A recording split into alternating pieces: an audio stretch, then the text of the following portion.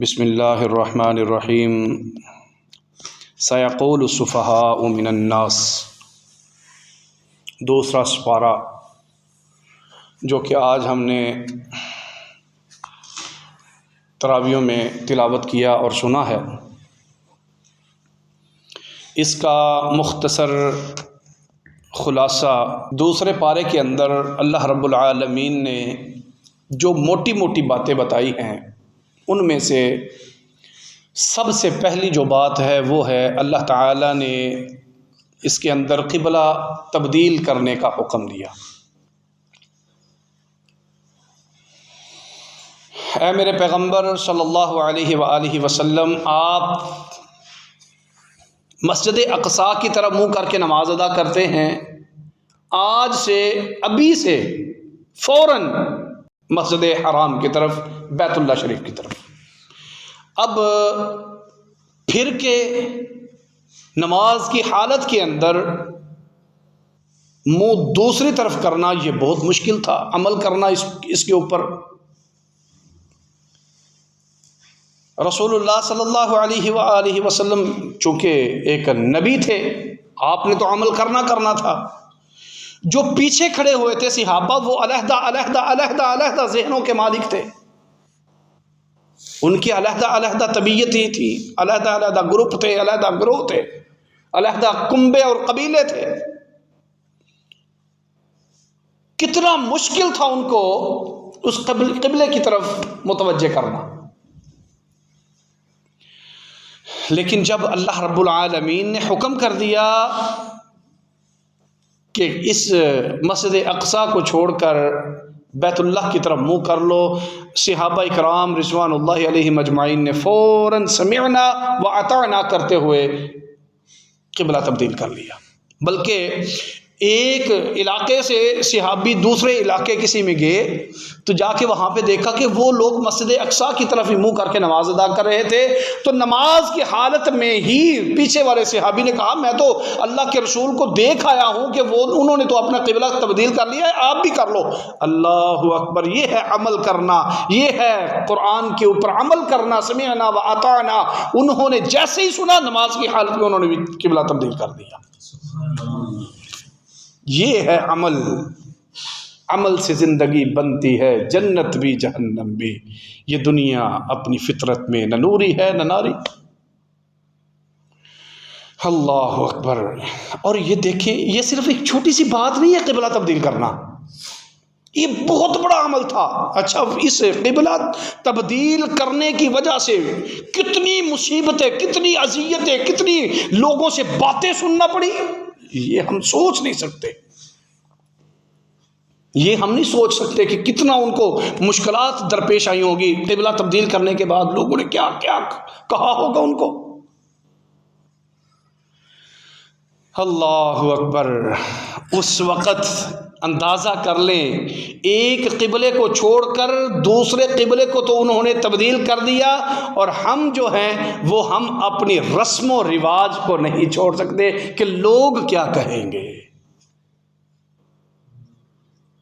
ये ईमान तो नहीं है। फिर लोग क्या कहेंगे। हमें लोगों का डर ज़्यादा है, रब का डर नहीं है। रब क्या कहेगा इसका डर ही नहीं है, लोग क्या कहेंगे इसका डर है। इसी डर की वजह से हम अपनी रस्मों को नहीं छोड़ते। हम मस्जिद के अंदर अफ्तारी नहीं कराएंगे, जाके दरबार पे दे आएंगे। लोग क्या कहेंगे कि दरबार को छोड़ दिया है। लोग क्या कहेंगे कि ये शादी खुशी ब्याह जो हैं इनके ऊपर इन्होंने ये काम छोड़ दिया है। लोग क्या कहेंगे कि इसने अपने बाप का, अपने दादा का, अपने बड़ों का ख़त्म नहीं दिलवाया। मौली साहब की करिए, मजबूरी है तो तुसी सच्चे हो, लेकिन ना मजबूरी लोग की आखनगे नक नहीं रहिंदा, नक नहीं रहिंदा। इन्ना लिल्लाहि व इन्ना इलैहि राजिऊन। ये नक रखदिया बाबे दा भावे लक रवे ना रवे, लक टुट जाता है, नक रवे ना रवे, लेकिन ये ईमान नहीं है। उन्होंने तो क़िबला तब्दील कर दिया, हम अपनी रस्म व रवाज को नहीं छोड़ सकते। उन्होंने क़िबला तब्दील कर दिया, लोगों की बातें अज़ियतों को बर्दाश्त किया। हम अपने रस्म व रिवाज हम एक देखें, रसूलुल्लाह सल्लल्लाहु अलैहि वसल्लम का फरमान है अज़ान तहज्जुद, आपका तरीक़ा हम नहीं कर सकते। हम ये काम भी नहीं कर सकते कि लोग क्या कहेंगे। इन्ना लिल्लाहि व इन्ना इलैहि राजिऊन। हक बात को छुपा रहे हैं, लोग क्या कहेंगे। क़ालू समिअना व अताअना, ये सबसे पहला जो अल्लाह ताला ने दूसरे पारे के अंदर जो बयान फरमाया ये है। और दूसरी जगह पे अल्लाह ताला ने जो इरशाद फरमाया वो ये है, क़ालू बल नत्तबिउ मा अल्फ़ैना अलैहि आबाअना। अल्लाह अकबर, वही अल्फाज दोबारा आ गए हैं कि अल्लाह लोगो ये क्यों नहीं तुसी कम कर दे, दीन के रस्ते ते तुसी क्यों नहीं आंदे। असी इस वास्ते नहीं आंदे, बल नत्तबिउ मा अल्फ़ैना अलैहि आबाअना, साडे अबाओ अजदाद इंज करते रहने, असी क्यों करिए। साडे वड्डियां दा ये शुरू तो ये काम है, कभी भी नहीं इंज होया जी। जे असी इंज किता तो फिर साडे प्यो दादा का की होएगा, असी उन्होंने दीन नूं छड्ड देवांगे। साडी जिंदगी नूं 20 साल हो गए ने, 15 साल हो गए ने, 10 साल हो गए ने, कभी इस तरह होया नहीं मौली साहब असां इंज नहीं करना, क्योंकि साडे वड्डियां ने नहीं कीता, पहलों नहीं होया। कुरान दियां वाज़े आयात आ जान, इसके बावजूद असी अपने वड्डियां नूं वेखना, दीन नूं नहीं देखना। मेरे अजीज़ों, कुरान क्या कहता है, मेरा रब क्या कहता है, इसका हमें ख़तरा होना चाहिए, लोगों का ख़तरा नहीं होना चाहिए।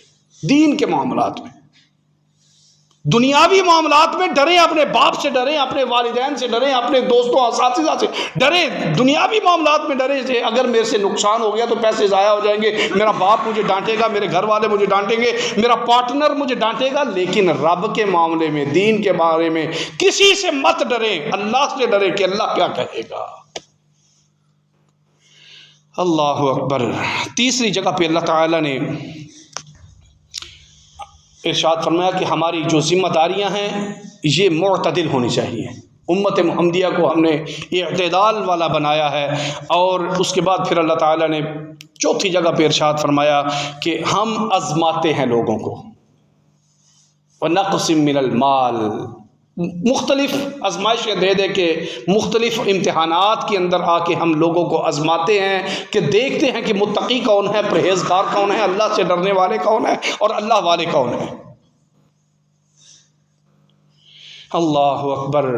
और अगर मुसीबत, दुख, परेशानी, कोई तकलीफ़ आ जाए, अगर आ जाए, आती है ना, आ जाती है, तो फिर क्या करें, इस्ताईनु बिस्सब्रि वस्सलाह, सब्र करें, मुसीबत के ऊपर, परेशानी के ऊपर सब्र करें।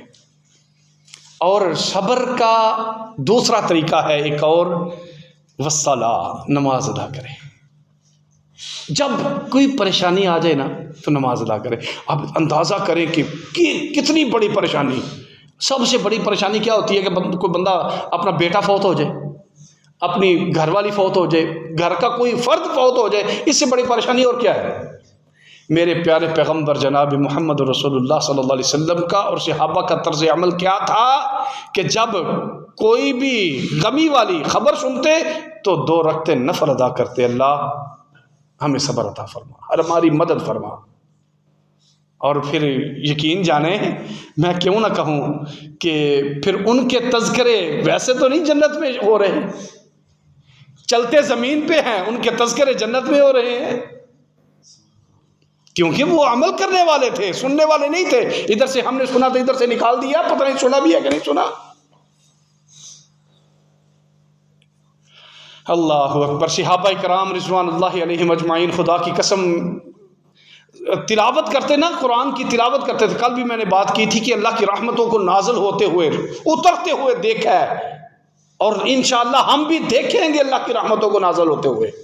हमारी आंखों के सामने रहमतें नाज़िल होंगी। यकीन जाने, सिर्फ अमल करें, अमल करें, जो बात सुने ना कोशिश करेंगे उसके ऊपर अमल करें, फिर अल्लाह राज़ी होगा और रहमतें भी नाज़िल होंगी। सहाबा कराम जब कुरान की तिलावतें किया करते थे ना, तो अल्लाह के आसमान से फरिश्ते उतर के उनकी तिलावत को सुना करते थे। फिर उनका इर्द गिर्द ऐसे रोशन हो जाता था नूर की वजह से, नूर की वजह से रोशन हो जाता था। तो सहाबाए किराम कहा करते थे पता नहीं क्या हो गया, इतनी रोशनी क्यों आ रही है। जाके तज़किरा करते थे अल्लाह के रसूल के सामने, या रसूलल्लाह आज हमने ये देखा कि हम तिलावत कुरान पढ़ रहे थे तो ऐसे आसमान से नूर नूर आ रहा है। तो मेरे पैगंबर फरमाया करते कि वो तो आसमान से अल्लाह की रहमत के फरिश्ते नाज़िल हो रहे थे। लोगों, हम कुरान से क्यों भागते हैं, कुरान से क्यों डरते हैं। अल्लाहु अकबर। नबी अलैहिस्सलातु वस्सलाम को, सहाबा को जब भी कोई गमी वाली गमगीन ख़बर आती तो 2 रकते नफल अदा करके अल्लाह से मदद तलब करते, अल्लाह तो हमारी मदद फरमा। ये अपनी ज़िंदगी के अंदर ये बात को नोट कर लें कि अगर कोई मुसीबत आ जाए, कोई परेशानी आ जाए तो रोएं नहीं, कुरलाएं नहीं उसके ऊपर, बल्कि अगर उसको मामले को सुधारना चाहते हैं, अल्लाह की कसम 2 रकते नफल अदा करके दुआ करें, वो मामला हल हो जाएगा इंशाअल्लाह। और आगे 5वां अल्लाह ताला ने जो यहाँ पे बयान फरमाया है वो ये है कि अल्लाह के रास्ते के अंदर जो फौत हो जाते हैं, शहीद हो जाते हैं, वो जिंदा होते हैं। जो अल्लाह के रास्ते में शहीद हो जाते हैं वो क्या है, वो जिंदा है। बल अहयाउ वलाकिन ला तशऊरून, लेकिन ऐसी ज़िंदगी उनको अल्लाह अता की है कि उस ज़िंदगी के बारे में तुम नहीं सोच सकते वो ज़िंदगी कैसी है। वो ज़िंदगी कैसी है वो अल्लाह जानता है। अब सिर्फ एक बात को अपने जहन के अंदर बिठा लें कि एक बंदा शहीद हो जाता है जिहाद, मैदान जिहाद में,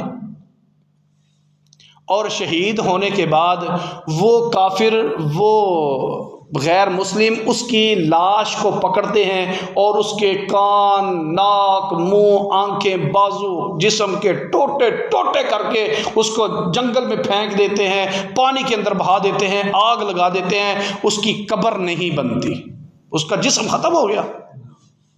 या ऐसे मौके के अंदर जैसे अब अल्लाह ताला करोड़ा रहमत नाज़िल फरमाए फ़लस्तीन के ऊपर, गज़ा के मुसलमानों के ऊपर, बम उसके ऊपर उनके ऊपर आता है, बोटियाँ उड़ जाती हैं, कख नहीं रहता भाई, उनकी कब्रें कहाँ पे हैं। अच्छा, जो शहीद हो गए हैं तो वो तो जिंदा हैं, जिस्म उनके है नहीं, जिंदा फिर कैसे हैं। उनके जिस्म नहीं है तो जिंदा फिर कैसे हैं भाई।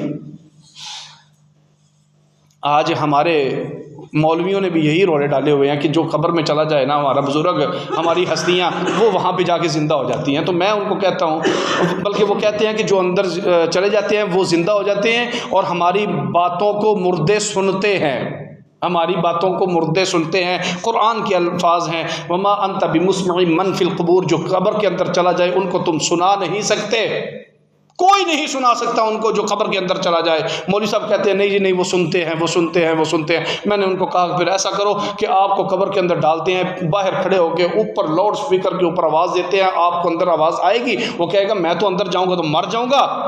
मैंने कहा जो अंदर जिंदा अंदर भेजे तो वो तो गया मर, तो जो मुर्दा अंदर भेजे वो जिंदा हो जाता है। अजीब तरीका है भाई।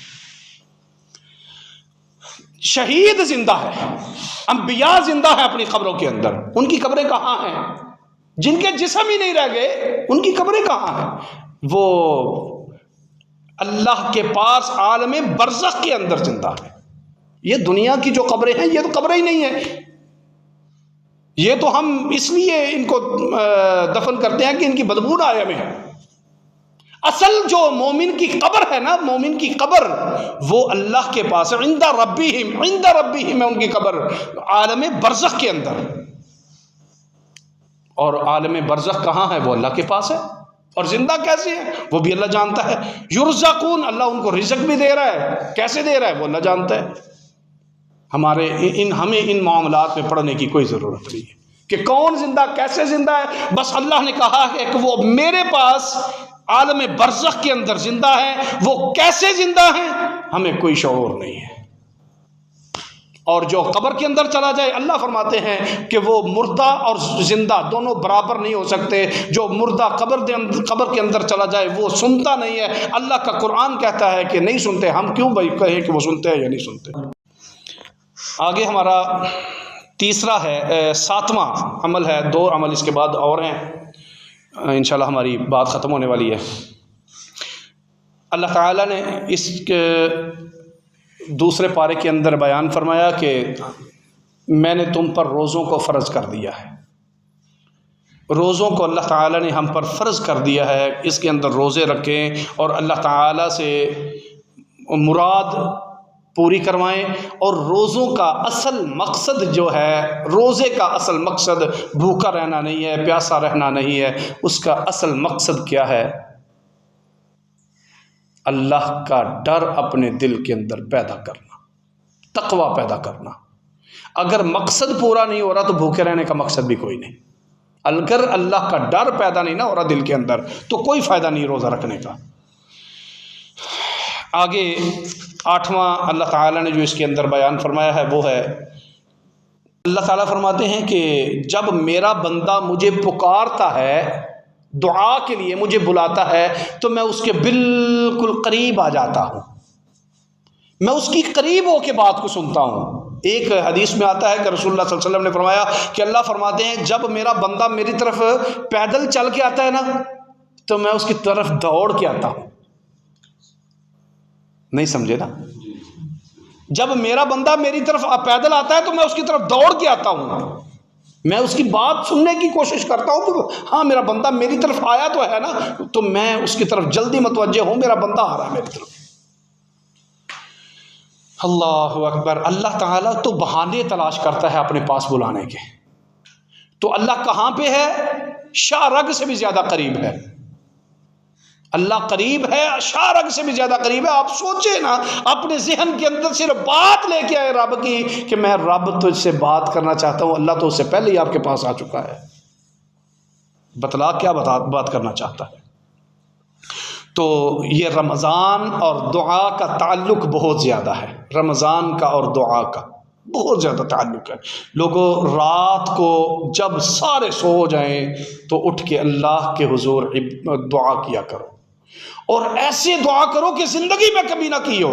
रो रो के अल्लाह से बातें करो, रो रो के अपने गुनाहों को याद करो। मेरा वो गुनाह अल्लाह, मैंने वो गुनाह किया था। ऐसे दुआएं करो रब के सामने। और फिर सबसे ज़्यादा दुआ ये करो कि अल्लाह मुझे हदायत नसीब फरमा, अल्लाह मुझे दीन के ऊपर मुकम्मल चलने की तौफीक अता फरमा। मेरा जिस्म, मेरी जान, मेरा शक्ल व सूरत अल्लाह दीन वालों जैसी बना। और आखिरी बात जो अल्लाह ताला ने इसके दूसरे पारे के आखिर में बयान फरमाई वो है तलाक़ का मसला और औरतों के साथ खुला का मसला। तलाक़ का, खुला का मसला अल्लाह ताला ने बयान फरमाया है। अल्लाहु अकबर। अबग़ज़ुल हलाल इलल्लाहि अत-तलाक़। तलाक़ एक हलाल चीज़ है, मर्द का हक है, हराम नहीं है। तलाक़ हराम नहीं है, तलाक़ हलाल है। लेकिन रसूलुल्लाह सल्लल्लाहु अलैहि वसल्लम फरमाते हैं कि हलाल चीज़ों में सबसे बुरी जो मुझे चीज़ लगती है ना, वो तलाक़ है हलाल लेकिन बुरी है, मैं उसको पसंद नहीं करता। और निकाह और तलाक़ ये दोनों एक ऐसी चीज़ें हैं कि ये मजाक के अंदर भी अगर बंदा कहे ना तो फिर भी वाक़ हो जाती है। तलाक़ का और निकाह का ऐसा मसला है जो बंदा मजाक से भी कहे ना। सलासतुन, 3 ऐसी चीज़ें हैं कि जिनके बारे में रसूलुल्लाह सल्लल्लाहु अलैहि वसल्लम ने फरमाया जिद्दुहुन्ना जिद्दुन व हज़्लुहुन्ना जिद्दुन, कि वो मजाक भी हकीकत है और हकीकत भी हकीकत है। उनमें से 2 चीज़ें अत-तलाक़ व निकाह, 2 चीज़ें ये हैं कि बंदा अगर अपने दोस्त के पास, ये तो मैं दोपहर को भी बात कर रहा था ज़ोहर के बाद, अगर बंदा अपने दोस्त के पास बैठा हुआ है ना तो बच्चा अच्छा लगा तो उसके साथ कह रहा है कि मेरी बेटी है तो मेरा दिल करता है कि तेरे जैसे शरीफ बंदे के साथ उसका निकाह कर दो। अच्छा बंदा है यार, बहुत अच्छा, तू क्या तू मेरी बेटी के साथ निकाह करने के लिए राज़ी है? अगर ये कह रहा है अगर कि तू मेरी बेटी के साथ निकाह करने के लिए राज़ी है, वो कहता है जी मैं राज़ी हूँ, तुझे कबूल है, राज़ी है, मुतमईन है, जी लो जी निकाह हो गया, ये निकाह हो गया है। कहाँ गए हमारे वो असलाफ जो एक पैगाम भेजते थे सिर्फ हमारे बुजुर्ग। अच्छा, बुजुर्गों की ये बातें हम नहीं याद रखते जो कुरान और हदीस के बिल्कुल साथ मिलती थी। हमारे बुजुर्ग कहा करते हैं हम नाई के हाथ पैगाम भेज देते थे, फलां इलाके के अंदर जा, ओ मेरे चाचा साथ भाई रहता है, उसको जाके क्या किया कि मैंने अपनी बेटी तुझे दे दी है। इतने में निकाह हो जाता था कि बारात लेके आ जा फलां तारीख को। मजाक से भी अगर कह दिया ना कि मैंने अपनी बेटी का निकाह तुझसे कर दिया है, वो हो गया है। आगे आगे वाले ने कबूल कह दिया कि मुझे कबूल है, निकाह हो गया। और तलाक भी यही है। बंदा ये कह दे कि मेरा दिल करता है कि मैं तुझे तलाक ना दे दूं, कहती है दे, चल फिर फारग। ये मजाक नहीं है तलाक का, ये एक सीरियस मसला है। और अगर ये किसी ने इसके बारे में पूछना हो तो इंशाल्लाह हमारे पास वक्त बहुत ज़्यादा होता है, पूछ लेना, तफसीली गुफ्तगू वहाँ पे हो जाएगी। तो अगर कोई तलाक दे दे तो औरत को घर से मत निकाले, औरत मर्द के घर से ना निकले, मर्द के घर में ही रहे जब तक उसकी इद्दत पूरी नहीं होती। ये फ़र्ज़ है, सुन्नत नहीं है। अल्लाह का कुरान के अंदर ये फैसला है कि घर के मर्द के घर से बाहर ना जाए, वो इद्दत पूरी करे अपने मर्द के घर के। अब तलाकें तो बाद में आती हैं, वो पहले अपने मेके गई होती है। क्यों? अगर इस बात पर अमल करें ना, मैं अक्सर कहा करता हूं कि बिदअत उस वक्त शुरू होती है जब हम सुन्नत को छोड़ते हैं। किसी भी सुन्नत को जब छोड़े ना तो बिदअत शुरू होती है। जैसे लोगों ने तहज्जुद की अजान को छोड़ा और वो हारन लगाना शुरू कर दिया, विसल मारनी शुरू, ये बिदअत शुरू हो गई। सुन्नत को छोड़ा, बिदअत शुरू हो गई। अब यहाँ पे ये सुन्नत को छोड़ रहे हैं, नबी सल्लल्लाहु अलैहि वसल्लम का फरमान है कि औरत घर से ना निकले, और हलाला शुरू हो गया। लोग हलाला करवाते हैं। कसूर किसका है? तलाक किसने दी है? मर्द ने। और अजाब किसको दे रहे हैं? हलाला किसका करवा रहे हैं? औरत का। मजा तो तब है ना कि जिसने गलती की है सजा भी उसको दे। हलाला मर्द का करवाया जाए, औरत का क्यों हलाला करवा रहे हैं भाई? अल्लाह अकबर। जब सुन्नत को छोड़ेंगे तो बिदअत शुरू होगी।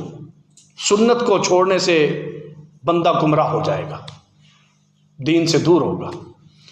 तो अगर तलाक दे दी है तो कोई मसला नहीं, इतना कोई गां कोठे से नहीं चढ़ गई। अगर तलाक दे भी दी है तो फिर क्या है? अगर बाद में दोबारा राजीनामा करना चाहते हैं, रिश्ता दोबारा बहाल करना चाहते हैं, तो मियाँ बीवी दोनों मिल जाएं, वो राजी हो जाएं, मामला ख़त्म। उसका कोई कफ़ारा नहीं है, उसकी कोई दियत नहीं है, कोई रोज़ा नहीं है, कोई मस्कीनों को खाना नहीं है, कोई किसी को कपड़ा नहीं है, कोई मौलवी का खर्चा नहीं है। और खुदा की कसम, ये जो लोग हलाले करवाने के लिए मौलवियों के पास जाते हैं, मौलवी साहब आए हमारी बेगम जो है ना वो तो आप ना हलाला कर दें, इन्ना लिल्लाहि व इन्ना इलैहि राजिऊन। ये हराम है। अगर कोई ऐसा करेगा तो वो ज़ना करेगा। हलाला जायज़ नहीं है इस्लाम के अंदर। उस वक़्त हम पढ़ते थे जामिया रहमानिया लाहौर के अंदर, तो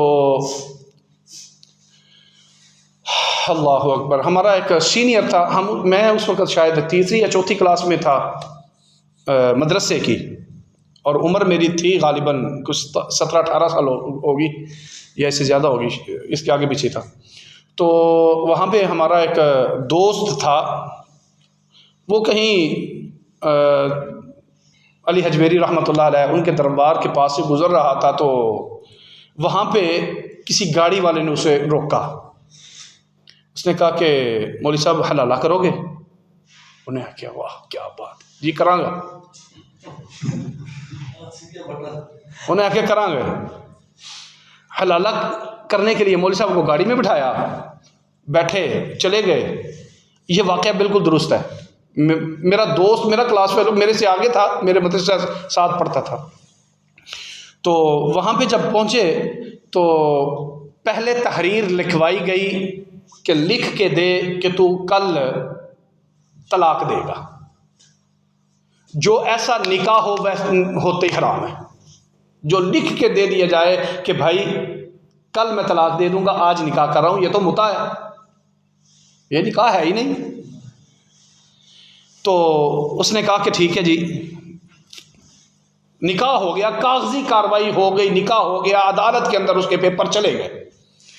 अब वो उस वक़्त पराडो के ऊपर बैठ के तो घर गया, बहुत बड़ा बंगला, कोठी थी, खातून के साथ निकाह हो गया। तो खातून बताती है, बीवी उसकी बताती है कि मैं बहुत तंग हूँ अपने शौहर से, मजबूर हूँ, लेकिन तंग बहुत ज़्यादा हूँ। एक तो जो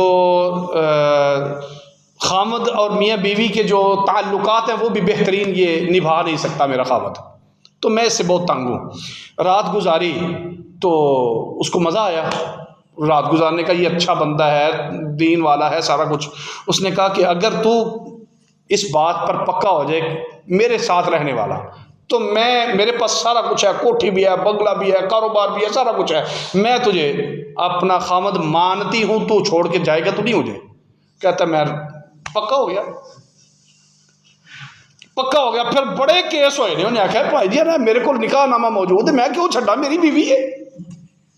बड़े केस होए हैं, लड़ाइयाँ हुई हैं, नहीं छड्डिया। फिर उसने कहा अल्लाह ताला ने मुझे दी है तो मैं अल्हम्दुलिल्लाह। ये हलाल हराम है निकाह, दीन के अंदर, शरीयत के अंदर इसका कोई जवाज नहीं है। तलाक अगर हो जाए तो उससे बगैर किसी को बताए, बगैर किसी को कहे कुछ, बंदा इद्दत के अंदर अंदर राजी हो सकता है, सुलह हो सकती है। और अगर इद्दत गुजर जाए, एक तलाक हुई है, इद्दत गुजर गई है, तो फिर दोबारा निकाह हो सकता है। इद्दत गुजर गई है तो निकाह हो सकता है। और अगर